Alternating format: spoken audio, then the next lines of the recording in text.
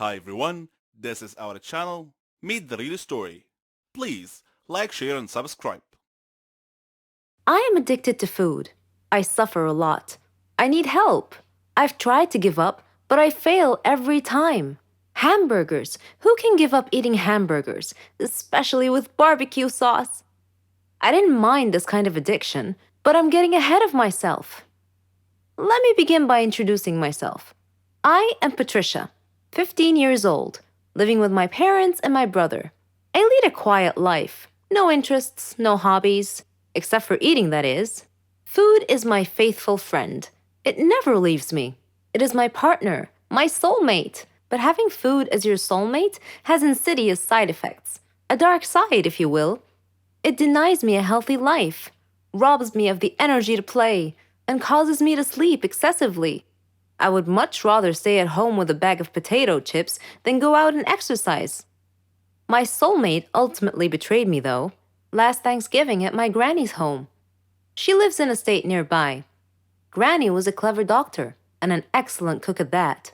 She could conjure up something really delicious. On that day, she had prepared barbecue turkey with nuts and other secret recipe ingredients. The taste was so great, as if it had descended from heaven itself. I felt like I was fighting a food war, and I had to win at all costs. I ate and ate and ate.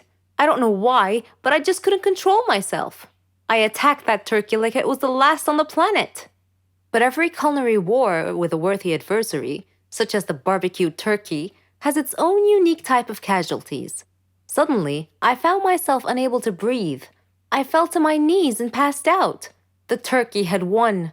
I woke up later in the hospital, though, still clinging to an unfinished turkey leg. The doctor told me that I was gaining way too much weight. He said that I should be put on a diet. Diet? Man, how I hated that word. It hung over my head like the sword of Damocles. It meant depriving me of my passion, my reason for living. I considered eating vegetables in small amounts to be the worst form of cruel and unusual punishment, the worst form of torture imaginable. Imagine thinking of a wonderful, greasy, cheese laden pizza with all the toppings, and then suddenly opening your eyes to find a healthy green salad bowl. But I had reached a turning point in life. One day, my brother was playing on the street, while I was sitting at home gazing longingly at a tempting piece of cheesecake, just sitting there, taunting, daring me to eat it. I struggled mightily to resist the urge, but in the end I succumbed and wolfed it down like a starving animal. Shortly afterwards, I began feeling dizzy, but I was unable to call for help this time, and then I passed out again. I was taken to the hospital. While lying in the hospital bed, half conscious, I overheard the doctor say to someone, "She needs to stop eating or it will be the death of her." I thought to myself, whoa, death? So I made up my mind right then, right there. I resolved to fight a war against my appetite. On our way back home, I told my father that I wanted to see a nutritionist. He was delighted to hear that. Later, at the clinic, the doctor welcomed us in. She told me how to overcome my eating fetish. She gave me a strict diet regimen with a schedule full of healthy meals. I kept telling myself that winning this war was possible. I simply had to be patient and persevere. I stuck to the strict diet and did some physical workouts. My parents supported me wholeheartedly. I was enthusiastic. I can totally do this. A week passed quickly, and I eagerly visited the doctor to receive some good news. When the doctor weighed me and told me that my weight hadn't changed at all, I was crestfallen. She looked at me and asked me, how was this possible? I told her I didn't know, because I was following her diet thoroughly, though it did require a tremendous effort on my part. Another week passed, and again I went to the doctor. The results were the same. She said to me, "Patricia, are you sure you're following the diet I prescribed for you?" I said yes. She sat there wondering. Then she told me with a puzzled look on her face, "It's odd, but your weight is increasing, not decreasing." This unexpected piece of news mystified me. Another week passed. No change. The doctor was nonplussed. I returned home with a dejected look on my face. My father asked me what was wrong. When I told him, he laughed. Do you believe that? My father actually laughed at my predicament. I was furious. He gestured an apology with his hand and then told me that it was my own fault. I was puzzled. What are you talking about? He told me that I had been sleepwalking to the refrigerator every night and eating everything in sight. I was taken aback. I couldn't believe it. Stop acting like you didn't know it, he said. You must have been awake. I replied, No, Father, I'm not acting. I was truly unaware that I've been sleepwalking and eating in my sleep. But now that we've finally solved the mystery of the increasing weight, we returned to the doctor with this new information and told her the situation.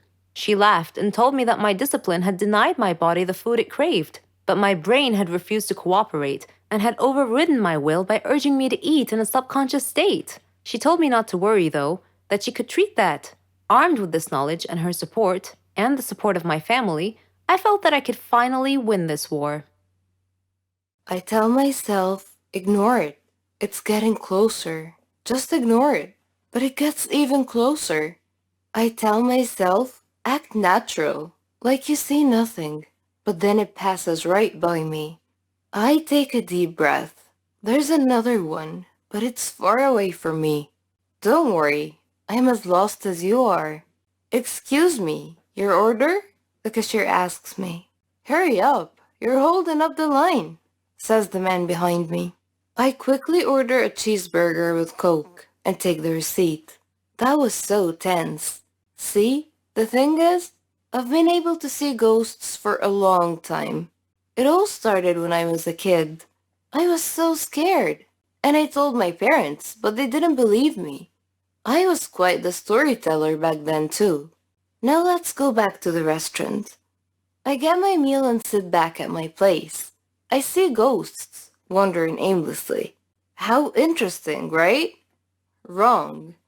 I notice a few girls sitting next to me. I recognize one of them, Jennifer from my class.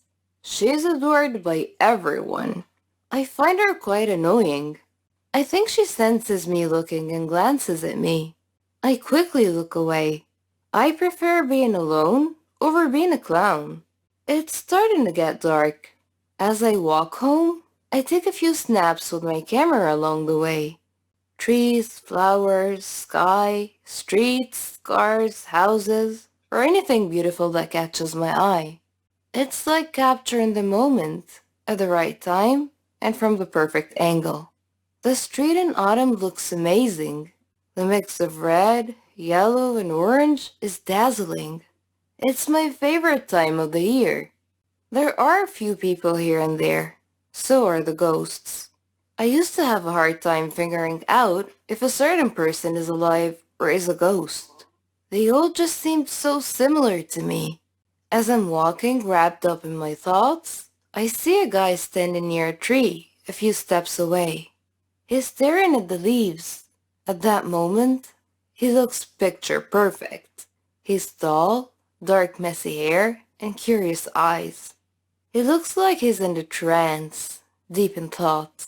The setting sun's light graces him at the right angles. Alas, I couldn't help but want to try to capture this image. He notices someone staring at him, and he looks at me. Embarrassed, I just nervously wave my hand and say sorry. He looks around to see if I was talking to someone else. Feeling awkward, I turn and go on my way, but he's coming towards me now. And then I watch as a woman with a stroller passes by, and he goes right through her. That's when I realized I'd made a huge mistake. He keeps walking toward me, confusion on his face. I ignore him and keep walking. This is what I meant by not being able to tell the difference sometimes. Hey, wait! He yells, but I pay him no attention. This is why I avoid them. As soon as they notice I could see them, they either won't leave me alone or want me to do something for them, which is quite a hassle. Plus, what if some of them try to hurt me? As I keep walking, he runs up in front of me. You can see me, right? He says. I ignore his words and walk right through him. Whenever I make these types of mistakes of revealing myself, I make them think they misunderstood, and then they leave. I know you can see me, he says, and keeps following me. Now he's walking right beside me. I keep ignoring him. Why are you pretending? He asks. He keeps trying to get me to talk all the way to my house. When is he gonna leave? I wonder as I enter my home. I groan internally as he follows me inside too. He smirks. I know you can see me. Ignore me all you want. I am gonna make you talk to me, he says as he follows me to the kitchen. This is getting frustrating. At night, when I try to sleep, it feels so unbearable. He's sitting right in the corner of my room. He still hasn't left. He must have known I can't fall asleep as he starts humming. It's all to annoy me so I would acknowledge him. Resist! Resist it! I keep telling myself. Don't snap! He wants you to do that. Don't do it. I take a deep breath and calm myself. After that, I try my hardest to sleep while he annoys me all night long. I didn't even get a wink of sleep. I pat myself on the back